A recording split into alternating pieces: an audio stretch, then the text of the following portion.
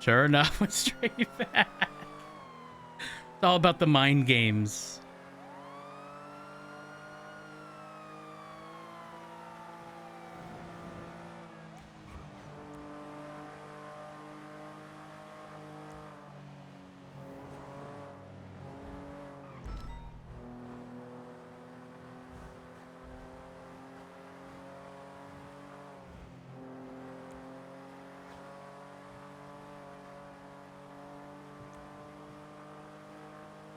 Don't even remember doing it. Oh my gosh, it's so funny. So Ashley, when you did the skip, the first, not the skip, but like you know, the immediate right on Capital the first time, I wasn't prepared for it at all. I'm gonna be real. I was just you know, taking whatever shitty line to make that right hand turn, not accounting for the slamming on the brakes, right? So when you took it, Sky saw that you ended up going into the canals. And so everything happened exactly how Sky eventually saw you. We went down, you crossed over, jumping over the little thing, went down into the canals, did the jump onto the freeway. Exactly how it was mentioned. And I was dying when I was actually behind you and you did it.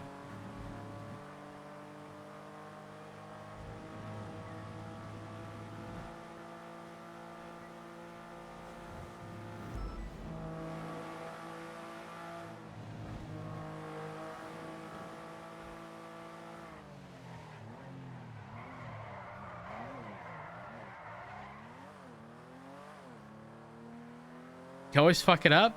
How? Is it the jump on the freeway? Well, I mean, I get the... Okay, the jump onto Elysian Fields, I can see that being dangerous. I can definitely see that being dangerous.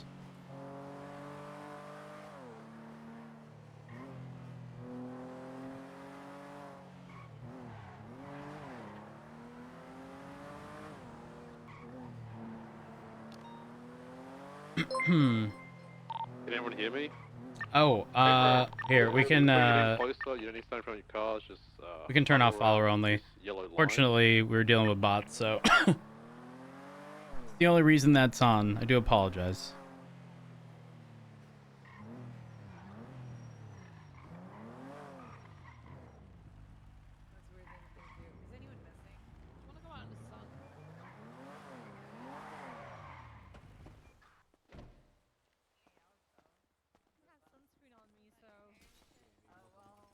This is not true. Yeah. This is not true. There we go. I'm gonna be looking at dispatch and taking attendance real quick. Yeah, I'm gonna be looking at dispatch, paying a careful eye to something not specific. Yeah. Mm-hmm. It was not specific words. I don't know. I wish I could tell you. I don't really know what it means. What do you want to pay?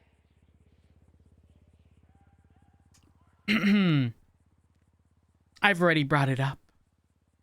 Oh, that's crazy. No, but I'll tell you. I'll tell you. Oh yeah, thank you so much. I want to know. I mean, if you look at dispatch, look at 111 Bay. What's that? What are those symbols in between? What's that? That's not normal, right?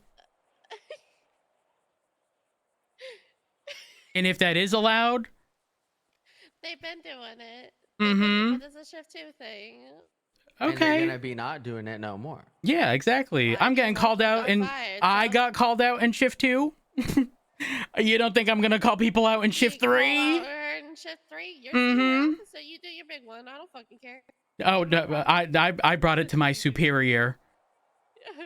To Alice. Yeah. Oh fuck it. Oh, look who decided to fucking join us on duty. Who? Fucking Joel Garcia, fucking shit. he didn't bother showing up yesterday. Now he want to show up. Hey, I have an excuse for yesterday. No, you. I had an excuse, a real one. Yeah, you have an excuse. I do, yeah. Uh-huh. I was in urgent care with the... Here's the thing. I mean, not necessarily anything serious, but I couldn't keep anything down, which meant that I needed fluids, not delivered by mouth because that wasn't staying down. Oh, So it was pretty much for the soul. no. Yeah, it was rough. I ain't gonna lie. Ew. Well, I you was very survived. dehydrated, but yeah, I'm definitely feeling better now.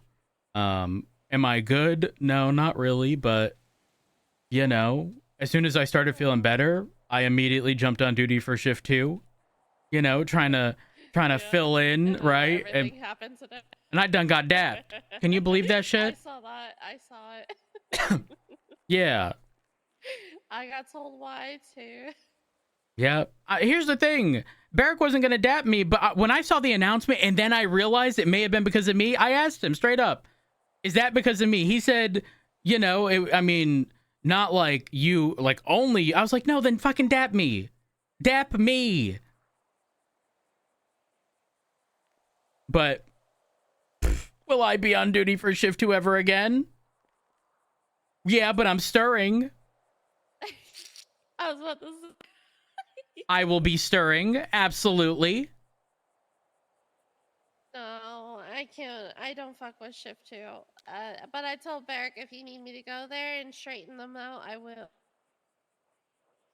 Yeah, and I'll be there too. Listen, when I heard 3 people immediately call out to go to the laundromat, did I really think I was needed? No, I thought I'd be able to complete my stop, but got caught up in conversation.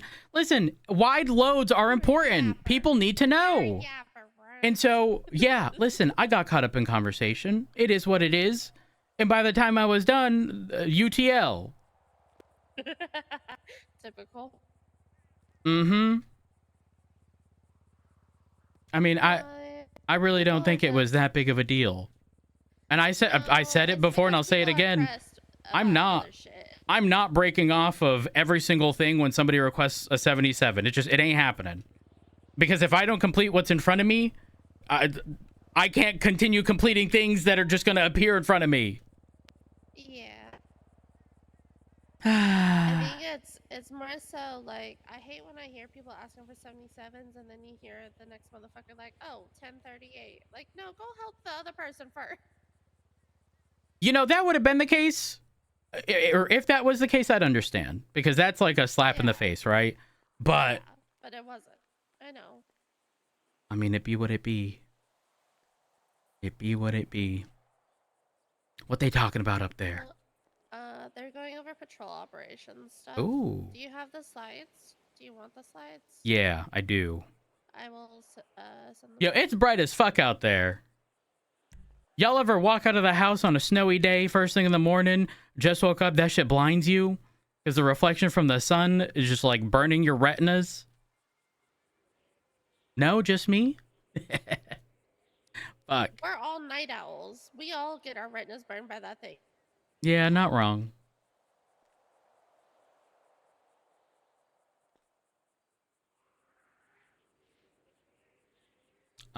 Give me a second. I should be able to. Hey, sending you the slides. Thank you. They're a little bit out of order. We're doing patrol operations first, which is after the fucking, what did we call it? I don't know. The scene control shit.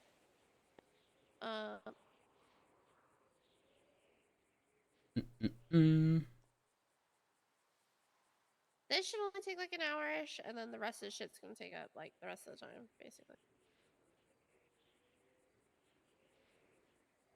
Are patrol operations in groups? Like, should they have notes for that or no? No, it's all book stuff, I think. I really wanted to Like- be there for traffic. Fuck. I know, we were missing you. I said traffic and pursuits. Code, I'm so sorry for not answering, by the way. I don't know. I think we did good with pursuits. Who spiked? guys. Look at the pursuits was. It may have Pursuits been... was fun. No, Oh, Bay was I- attached. no, It may they have were been doing Bay. good. It may have been Bay. We got a good batch. Good batch. Good, that's what I like to hear. I had Hazel driving for one of my. Damn. But we still have to do like the speed lock and staying in fucking Sandy and Grapeseed fucking shitter. I miss being able to do real pursuit training. Yeah. Oh, did you see our new bicycle? A new bicycle? Yeah, it's got lights and sirens. What? Yeah, but don't buy one because that shit like 90 grand or something crazy. What? And it's just a bicycle with lights and sirens. Yep, you heard me. 90 grand. 90 Oh, fucking hell no. grand. 90 grand for my fucking Taurus. Not 90 grand for no Listen, bicycle. I'm sitting here, hands crossed, waiting for money for my scout endeavor. That's it. Wait, hold up. Do we know? Wait a minute. Was that Scout Lenny's? Can I buy his? I don't know. I don't know. Damn, I'm about to get the discount. I don't even know what we're doing with personal vehicles for people that are no longer employed. I mean, they definitely ain't keeping them.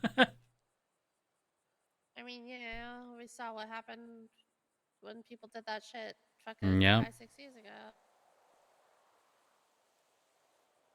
But I don't think anything officially has been written up regarding it yet, though.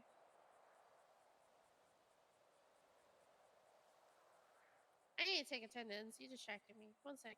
Sorry.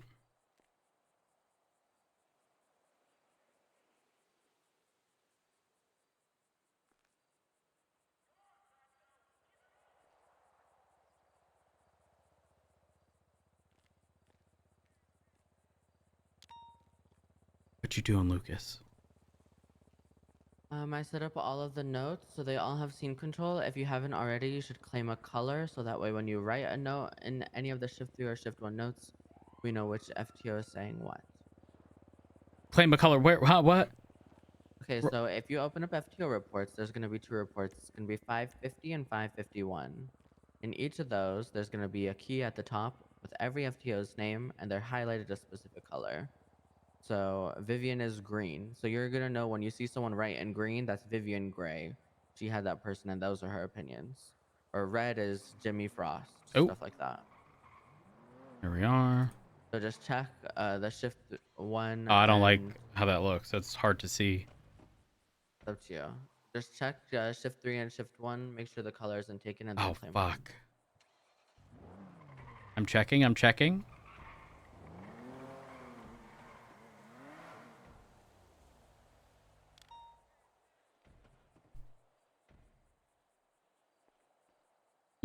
Mm.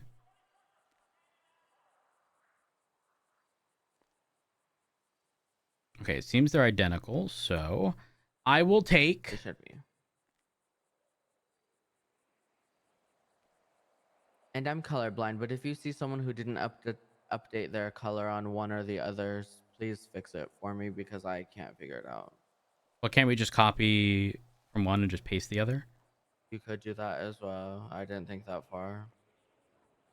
Oh, that's taken.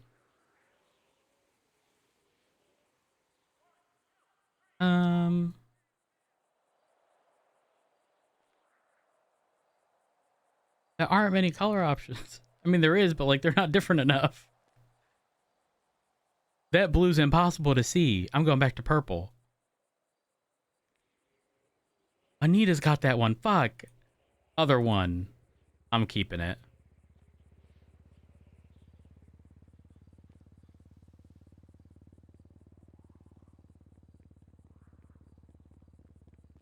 Okay. Attendance is done. For shift 3. Shift 1 can take care of that.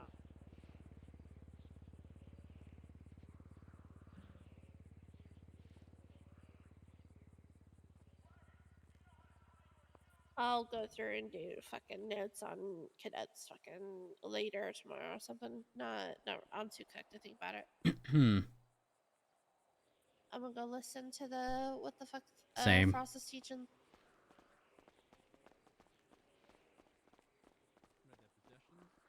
Why is so Oh. holy Weapon fuck. off them.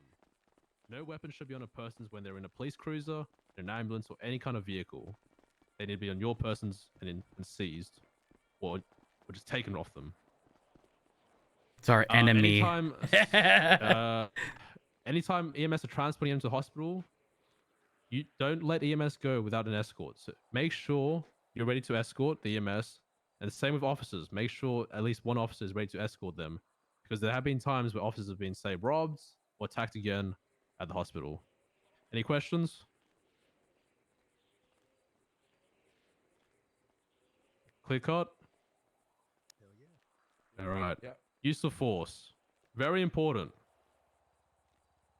During the course of your career and your daily duties, you encounter interact with numerous individuals and situations. No situation will be exactly the same. Some encounters are directly related to the execution of your duties, while others are incidental. So it could just happen by passing, it could happen while you're just in the area, something pops up. You must always maintain a professional demeanor with all individuals and represent the San Andreas law enforcement in a positive manner. Use of force is broadly defined as the amount of effort required by yourself to compel compliance by an unwilling subject. We recognize 5 levels of force that can be used by the officers in the commission of their duties. It's recognized that some devices and tools can be considered for different levels of force depending on the techniques and their use in operation. Levels described here in order from lowest to highest. You're expected to utilize the lowest level of force reasonable to affect their duties. Use of force is also a scale, so it doesn't mean you always go up. You can go down as well. You can, just as quickly as you go up, just as quickly as you can move down in the use of force scale. Presence. So this is literally us just being at traffic intersections, just walking around. The mere presence of ourselves as LEOs deters crime or diffuses a situation. The second one is verbalization. Using verbal commands, direction, or guidance is moving a step up. The third is tackling, or sorry, empty hand control, which is tackling. The fourth is less lethal, not less than lethal. It's less lethal because it can kill still. It's using tools which may be considered. It's tools which may be considered lethal if used incorrectly. So that's your taser, and then your baton. There's some specific SOPs now on when you can use the baton. So please clue up on those. It's very limited circumstances now. The final use of force is lethal.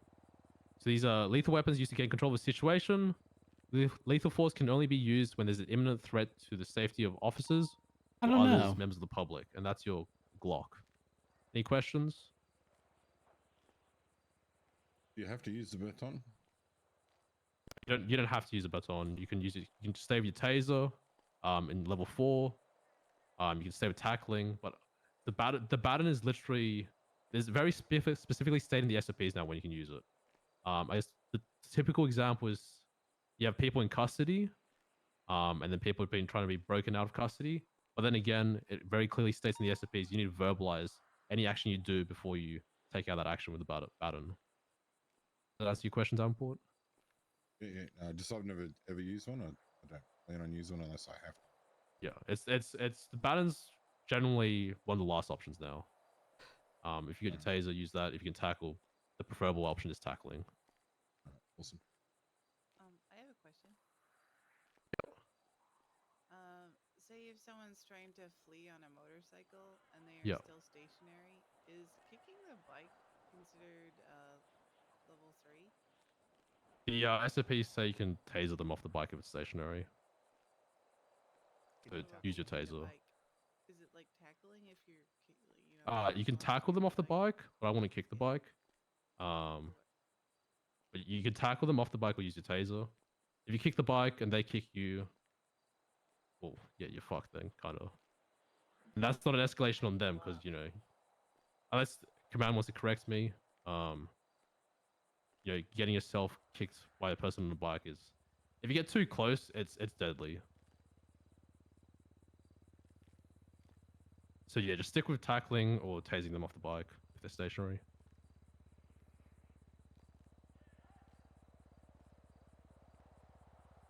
Any other questions about use of force? It's probably one of the, I guess, more difficult things that you guys will grasp with early on, but you'll eventually get it over more experience and time on the field.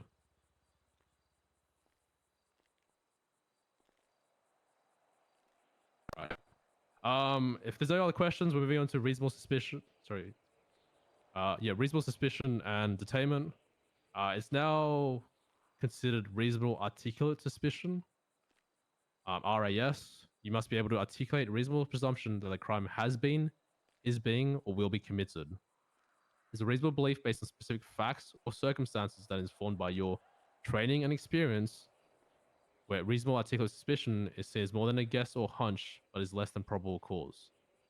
Having reasonable articulable suspicion is grounds for detainment.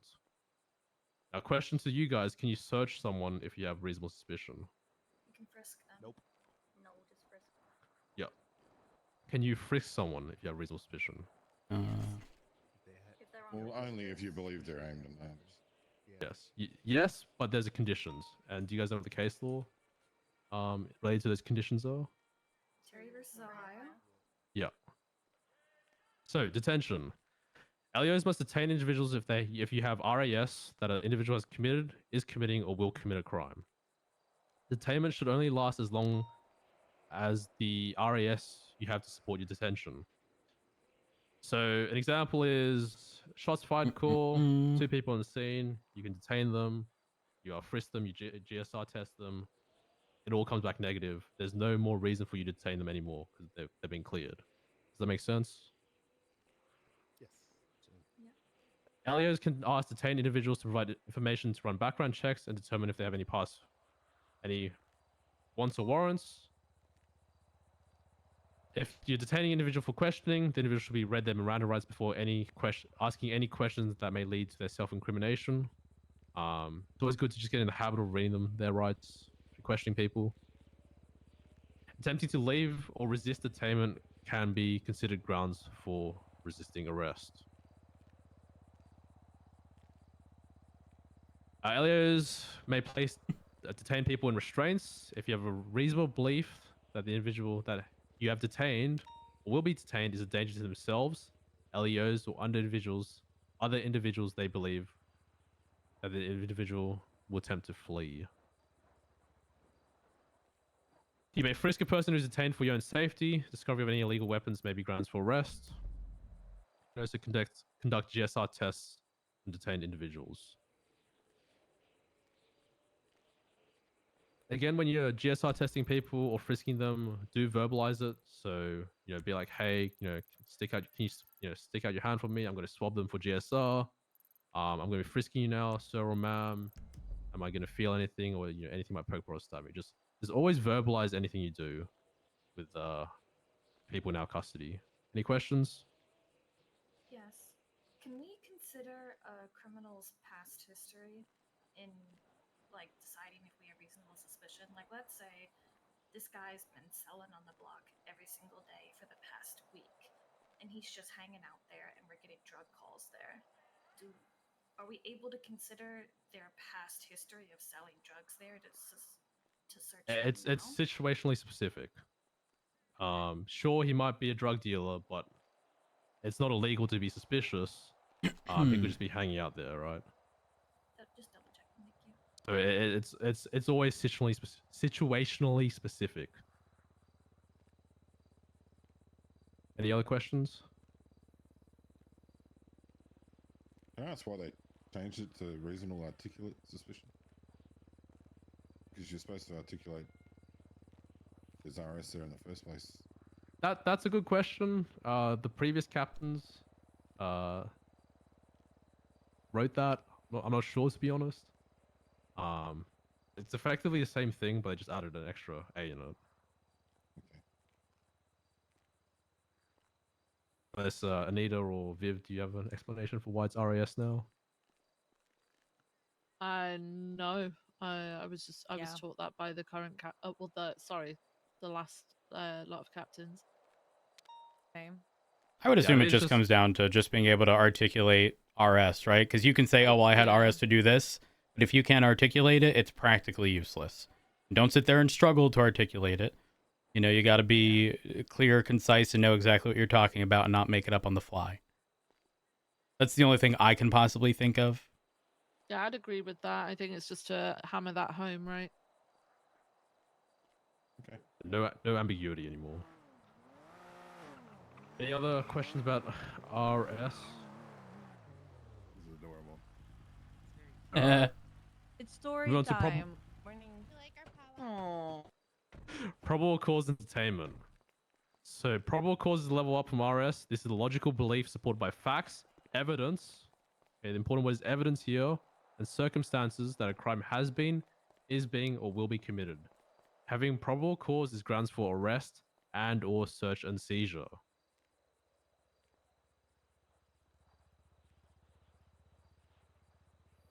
You may place individuals under arrest when they have probable cause that they have, are, or will commit a crime. If they're not already physically restrained, individuals will need to be remanded into custody with the least force possible, and refer to your use of force matrix on getting someone into custody. You must make the individuals aware as to why they've been arrested as soon as possible. You're advised to not ask questions related to the incident other than the identity of the subject. They're not being advised of the Miranda rights. As soon as you've advised them of the Miranda rights, you're good to go. They have to be conscious to be aware of their Miranda rights. So don't start reading Miranda rights to someone that's literally leaking on the ground. Get in the habit of, if they need to get medical treatment, read them as soon as they're Who would do released from that? AS custody. Actually, Individuals not placed under Rhodes, to arrest be may be clear. searched and contraband seized. All communication devices must be removed from the individual. Items that were not used in the commission of a crime and are not otherwise illegal can either be 1. Put in an evidence locker for the incident report number until the individual serves their sentence and collects their items, or transported to Bolingbrook with the individual, and the items will be released to them upon their conclusion of their sentence. Generally, we just take the illegal items or items pertinent to the crime they committed, and it just makes it a lot easier that they're not coming to Mission Road to say, hey, where's my stuff? You took my stuff. I need my stuff. Again, stressing the point of verbalizing when you're searching someone, let them know what's being taken, because they literally have no clue what's happening. So do verbalize, hey, I'm going to be taking this knife. I'm taking these rolled bills. I'm taking the wrench, etc. All your items, all your other items, you should have them once you're released from Bolingbrook. The arresting officer, AO, is responsible for the subject in custody. If you're injured, if you're the AO and injured, the AO must ensure the subject if the suspect is injured, the AO must ensure the subject receives medical treatment. Suspects should receive medical treatment at the scene or nearby triage before being transported. Likewise, the AO must ensure that their subject is transported in the most timely and efficient manner to the police station for booking.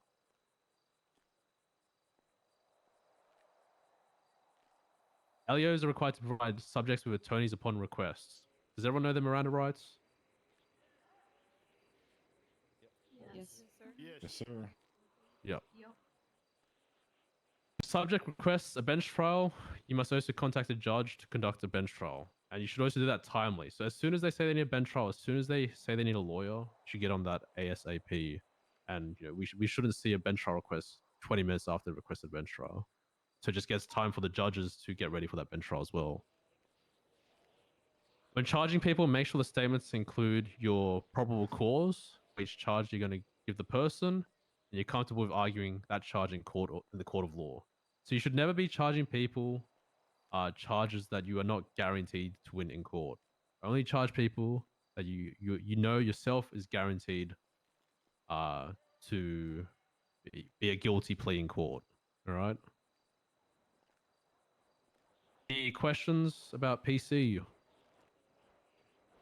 Kind of, yeah. Just a quick one.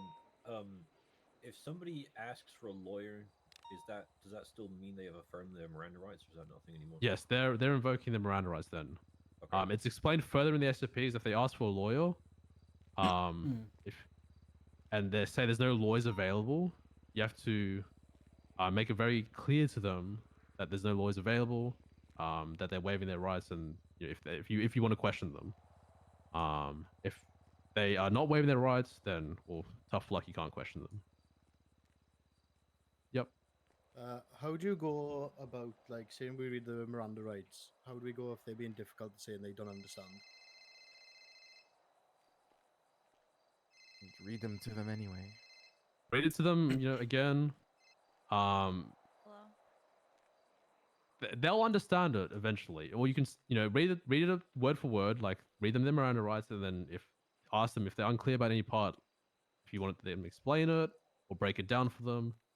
But eventually, I've never encountered anyone who's been difficult, not get their Miranda rights in the end, or like eventually understand it. Okay, cool. It just takes a bit more explaining and time and just patience with them. Right.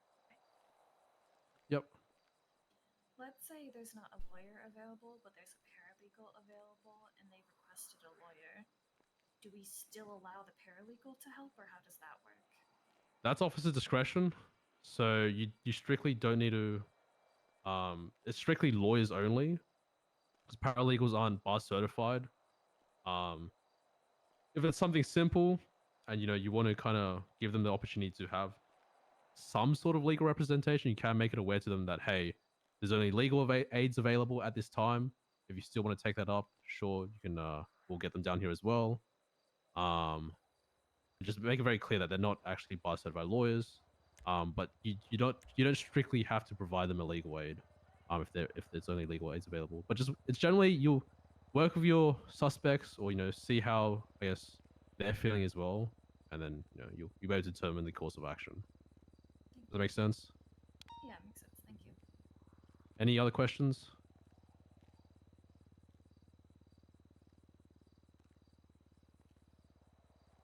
All right, search and seizure. Person searches. You may search individuals under the following conditions. Consent has been granted by the individual, or you have probable cause to conduct the search. I will shit you not. 9 out of 10 times when we'll ask the civilian, hey, can I have permission to search you? They've said yes. That's like the easiest way to just search someone if they're willing to do it. So there's no harm asking it. It's the same with raids and search warrants. There is a decent chance, or not a decent chance, there is a chance often as well that you can just be like, hey, do I have your permission to search your property and all that? And a handful of times they'll say, yeah, you can search my property. So yeah, it never hurts to ask. The worst they can do is say no, or then you establish your PC, or you write a search warrant. Vehicle searches. You may search a vehicle under the following conditions. Consent has been given by the owner. There's probable cause to believe that there's evidence of a crime inside the vehicle. An arrest has been made, and the search related to the arrest, such as a vehicle that's been selling drugs or selling drugs out of the vehicle, or the vehicle is legally being impounded. So that's when you're inventorying the vehicle before it's sent to impound. The third one, property searches. LEOs, or you may search a property of an individual under the following conditions. Again, consent has been given by the owner. In all these three circumstances, just ask them. There is no harm. What's the worst can they do? Just say no. A search warrant is signed by a judge, or there's a belief that evidence may be removed by the suspects. LEOs can cordon off the property until a search warrant can be acquired. Any questions? Yes. Yeah. It specifies that for vehicle searches, the first one is consent given by the owner. Is that owner / operator of the vehicle? So someone is driving a friend's vehicle and the owner's not present, and the driver says, yeah, you can search the vehicle. Is that still considered okay? Or do we have to contact the owner? That's specified there. It's the driver of the vehicle. Okay. Any other questions? Yeah, so for person searches, with one of the options being, the individual consenting to a search, what would happen if that individual later tried to argue in court that they didn't give consent? Would we just have to have another officer witness, be a witness to the fact that they provided consent? Your testimony carries a lot of weight in court, so you can't purge yourself in court as a police officer. So as long as you very clearly state in your testimony or your report that they gave consent, you'll be fine. There should never be any the conversation amongst consent regarding searches and whatnot should never be confusing. You should make it clear, many times throughout that situation, just to verify, you are consenting to the search of X, Y, and Z. And again, make it clear multiple times, not just once, so that there's no confusion. And also, a key note, they can withdraw consent anytime. If you're about to open that trunk and they say, you know what, never mind, you can't open it. Keep that in mind. Yeah, that's especially in house raids as well. You could be searching through a house, then all of a sudden they say, "No, I don't give you consent anymore." You got to stop. Yeah, don't try like mind game them or word fuck with them. You got to be very clear that you're asking for a consented search, like Rose said. Any other questions? Yeah, if you are in the middle of a search and they withdraw consent, are you allowed to use what you've found so far? Like up until that withdrawal? Up until that point, yes. But you can't search anymore. And then say you did find something, you do go for the full search warrant and everything. Does it make sense? A question from that question. So if what we had found up to that point, like say that we found that they had, let's say, illegal contraband, would that give us probable cause to further search without their consent?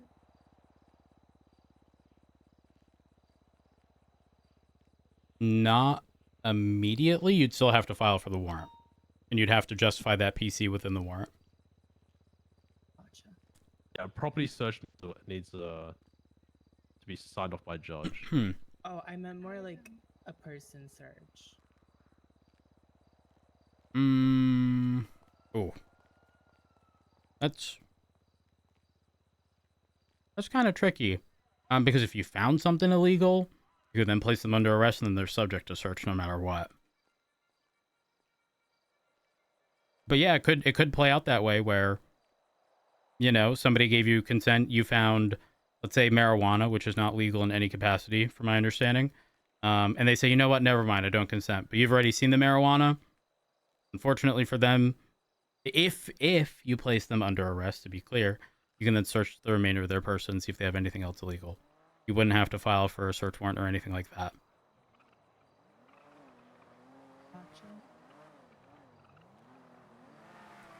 Gotcha. Another question?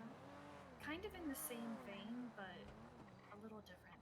Let's say I ask them if I can frisk them down, they consent. I feel, something soft, something smooth and large like a blade.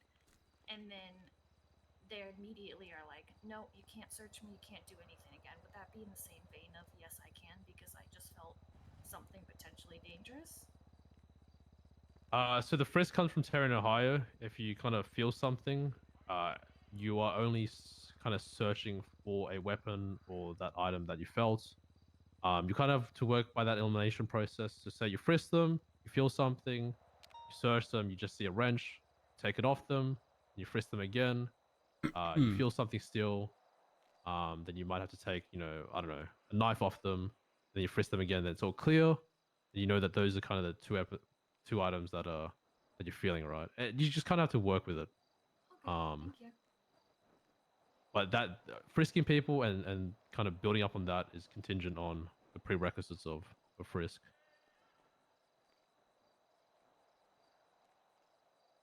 Any other questions? No other questions? Everyone's all clear on patrol operations?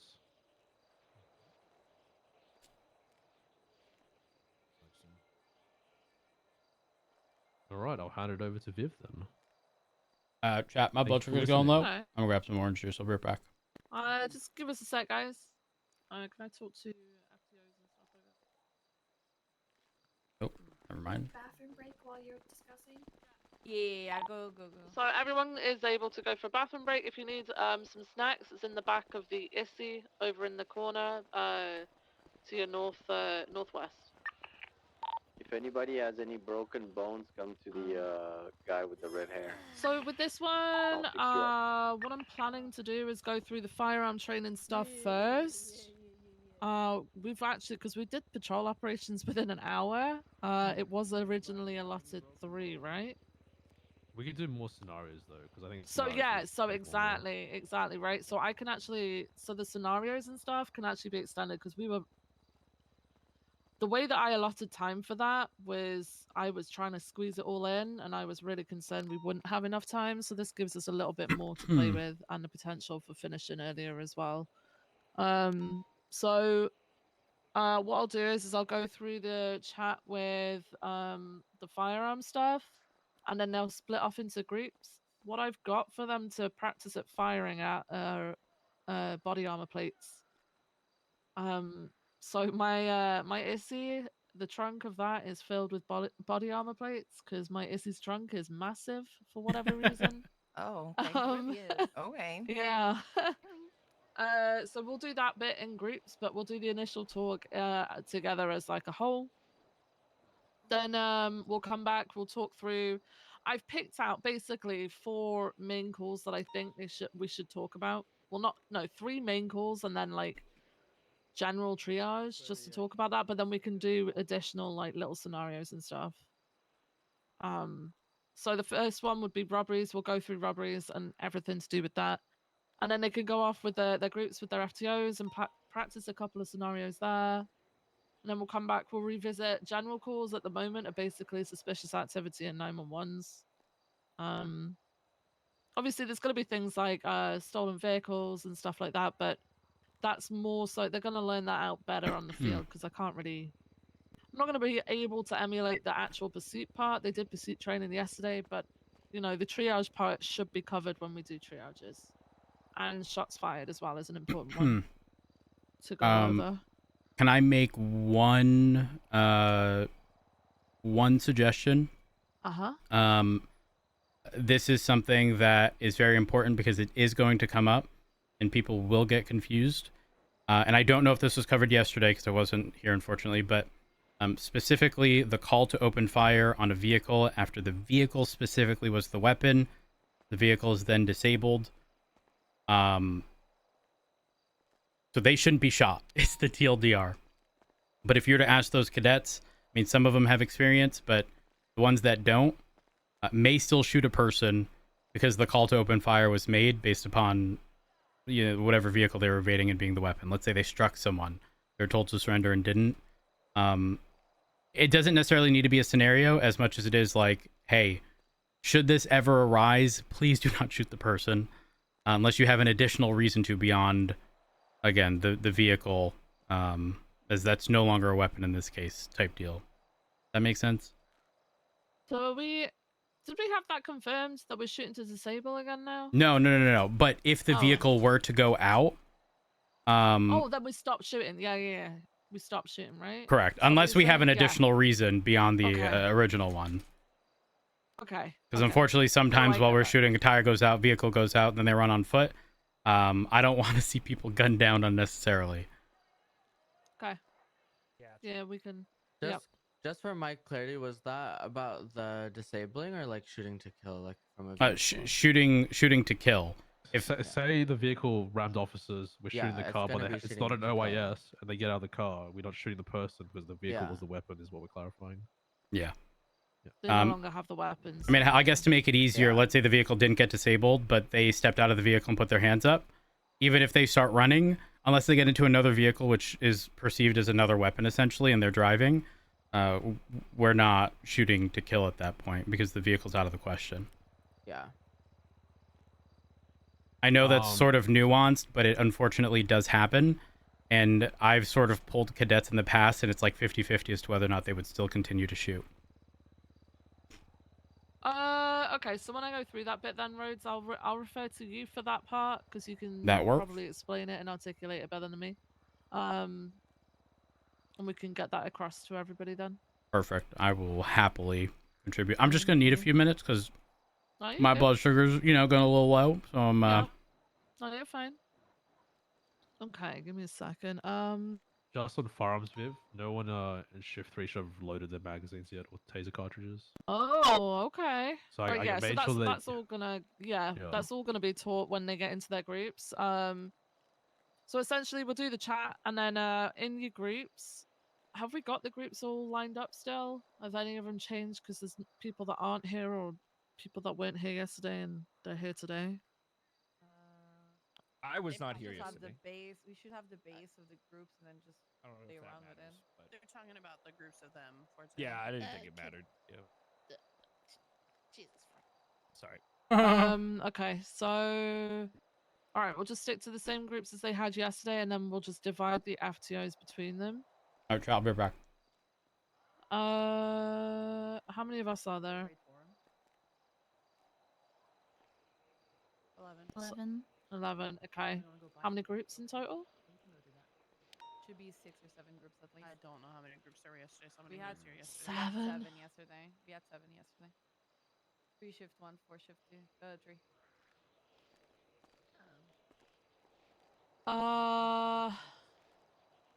When there's 28 of them, what is it? I think I counted 28 of them, Yeah, so there's that 28 is of them. that's a group of 3. I think we need to figure out the groups because otherwise that's just 3 cadets together. That's not going to be enough for a scenario. Mine, the group's done. Yeah, I think Who's- groups of Has 6. 6 Yeah. groups? Yeah. Oh, sorry, 6 people. Yeah, groups of 6. So that should have. So we'll probably have like 4 groups then, and the FTOs can split between them. So that's probably like 3 FTOs each. Yeah, we should be good then. Yeah, so I'll chat through the firearm stuff. We'll go through like the SOPs with it, the case laws, and then when in your groups, you're going to be teaching them how to load, unload, how to handle their firearms, which includes aiming and firing. Teach them about crossfire, because Jesus Christ, that is a thing. Storing as well. Removal of the magazine before storing the firearm. It's the same for weapons that we put in evidence. We should be doing that. Oh, and checking magazine before going on duty because sometimes there's duty. Yeah. Exactly. Yeah. So that's all gonna be sort of all lumbered in together. We'll be teaching them how to. The thing is, as well. Yeah, they do need. So the whole loading and unloading and storing will fit hand in hand with the whole check-in as you go on duty if you've got stuff in there, because if you unload it before you go off duty, you're gonna have to load it when you get on. So at least there won't be any mess ups with that. Also, I've put a little bit at the end about record keeping. I don't know if shift 3 went through it. I know shift 1 did, but we've all done the equipment. Yeah, we made them log. They go record. into the. Yeah, we did the Okay, registry Took as like well. 2 hours. That was with They the got onboarding. logged. That's fine. We don't need to go through that then. Maybe just remind them that they get a new gun. They Oh gotta yeah, log it again. yeah. And then obviously when if any of their items get stolen, they're able to refer to that and get the information and stuff and pop it into a report, and it'll help us identify. They're not to remove it from. That's the most important thing. They're not to remove it from the database, at least until it's recovered and put into evidence. Okay, and then scenarios will sort of reconvene. I'll go over a quick talk with the robberies, and then you guys will split and do the robberies. Same with the standard calls. You split into the scenarios. Same with shots fired, and then same with triage. The I'm back. timings, ignore the timings on there. The timings were there because I had to squeeze it into 3 hours, but we got a little bit more than that now. So we'll aim for firearm training. I'll try and aim for like a 20-minute chat. And then the rest of it will be the actual, Actually, we can do it right now. the actual sort of the physical, the practical. That's it. There we go. If you guys need the armored plates to set up for your group, by the way, because we'll all split off into different sections, and we'll just put the armored plates down on the ground for them to fire at. There's a ton of them in the back of my issue, so just go and grab some of them for your groups. Is there a document with all this information? He said that he's being harassed. Yeah, there's I'll some email it to you. slides. Where would I be able to Oh. put that? Alice is emailing you. Oh, okay, thank you. Okay, just give me a sec, and then we should be good to go. You've been harassing people? Who's the guy behind? That was it? What? That was so simple. I was expecting a fight. All right, let me just make sure they're all ready. Yeah, I have a meme for you. Also, I wanna reiterate something. Food. If you have a problem with somebody, talk to them. It's very simple. Ugh. It's basic communication. Listen I here, wouldn't. Nikki. We got problems. I'm gonna Oh, yeah. stomp on your Sorry, face. I'd appreciate it if you left me alone. Thank you so much. Stan, I love you. You need mouthwash. Oh, it's that Sorry. guy. You need to die. Yeah. in my mouth. No, Yeah, why don't you Stan? two come? Yes, No. Why don't you two come up here? Come on, Blackwood.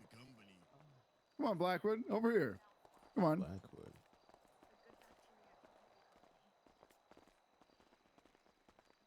Who's Blackwood got beef with? Wait, what? So it's come to my attention that Yeah, you're he's been harassing harassing Joel here. What's going on? No. You got a problem? No, that is a negative. I was just Joel is such asking a for a funny bag name. of chips. I'm just asking for a bag of chips. Exactly. I am. Shout, we want to hear Load the up. beef. Sorry, Let us sorry. eavesdrop. I do We haven't seen apologize you there, in officer. forever. I want to ask a bag of chips again. My bad. Alistair. Uh-huh. Is that all it was, Garcia? Was asking I was for a bag of surprised chips? too. I didn't know that, you had to keep following me and keep sitting Sorry, next to me Jap. just to get a I've said who let you in.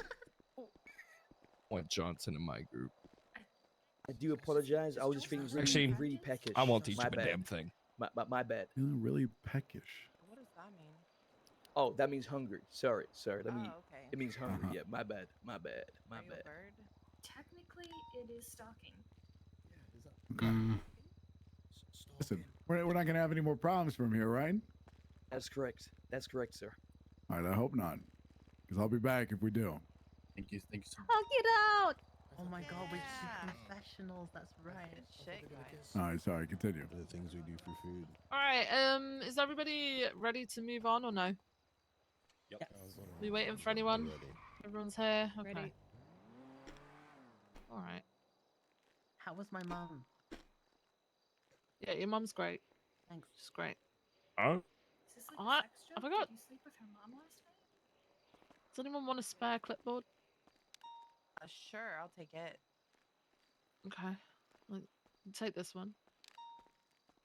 Okay, thanks.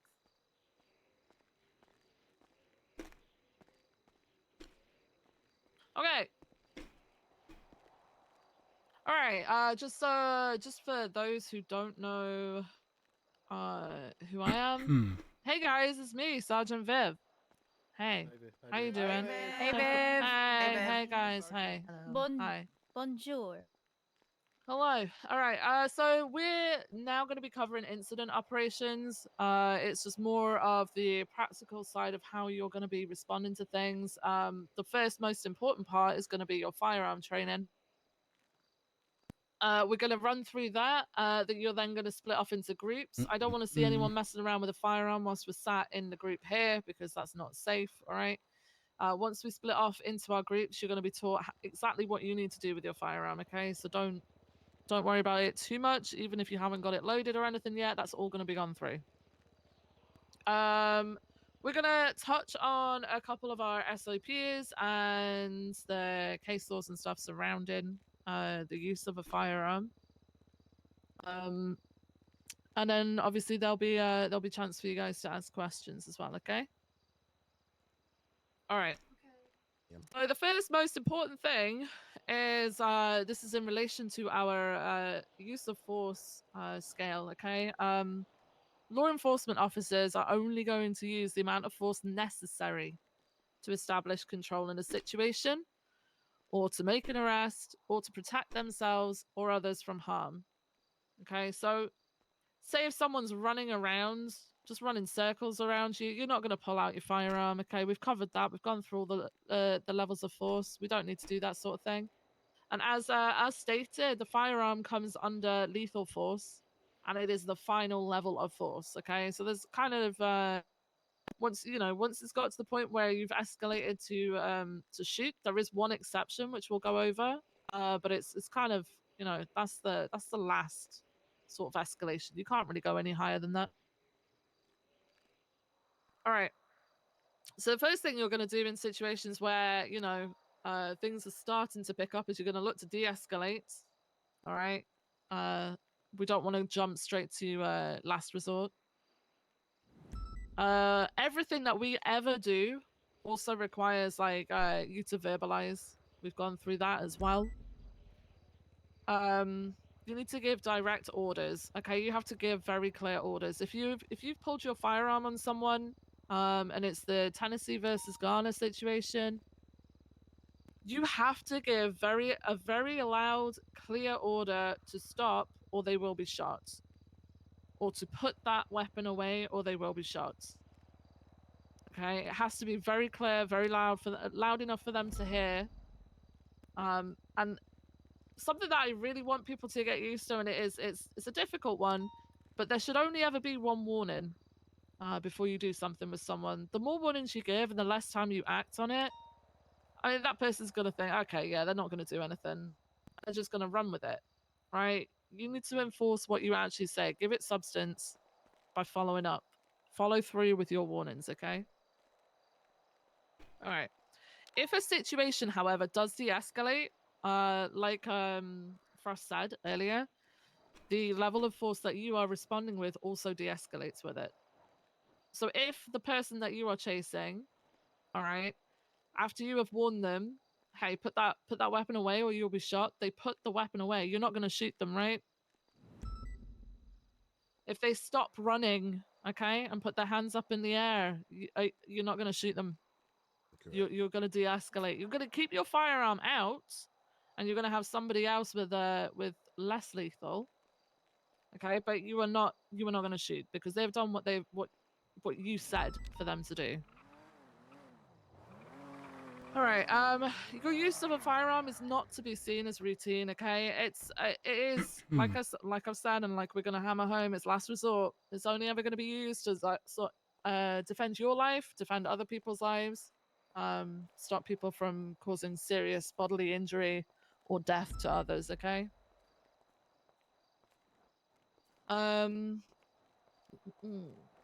So yeah, you're gonna issue a warning to suspects before discharging your firearm. The only ever time that's not gonna happen is if someone is shooting at you. You're not gonna stand there and say, "Hey, stop shooting at me, or I'll shoot you." They've decided to open fire at you. Okay, they're not gonna stop. You're gonna shoot them. Now they may stop shooting, all right, but if they stop shooting and they're running, then you could, you can articulate Tennessee versus Ghana, and they are a fleeing felon, and you open fire on them. You don't know whether they're going to get round a corner and pull out a firearm and shoot back at you. Okay, don't think, oh, they've stopped shooting, everything's fine, because more than likely isn't. They've already shot at you once. You need to apprehend that individual. There's still a danger to other officers, yourself, and members of the society. And I miss Academy. There is sort of like a stipulation with that though. With responding to shootouts and gang shootings, okay, which isn't something that we see all too often at the moment. We have seen a couple of times. Our response should be use of lights and sirens and using a megaphone. Obviously, we're not going to drive directly into the middle of people opening fire on each other, but generally what we'll try and do is drive around the perimeter and give warnings over the megaphone for people to cease fire, put their firearms away, leave the area, whatever it is, okay? The only time you're then going to end up shooting directly at them without the warning, again, is if they shoot at you. But you're giving them the warning, hey, stop shooting, put your firearms away, or you will be liable to be shot by us, okay? I paid Perez back, by the way. Oh, lovely. Okay, so with firing, when you open fire, okay, this is a big thing, okay? When you are opening fire with your firearm, you are aiming for the center mass of a suspect. Okay, you are aiming to neutralize the threats. All right. So we as officers are trained in a manner to neutralize a suspect. We're not sniper trained. We're not aiming to kill the person. We're aiming to neutralize in the most it sounds very odd, when you think about it. But when you're trying to neutralize the person without taking their life, it's not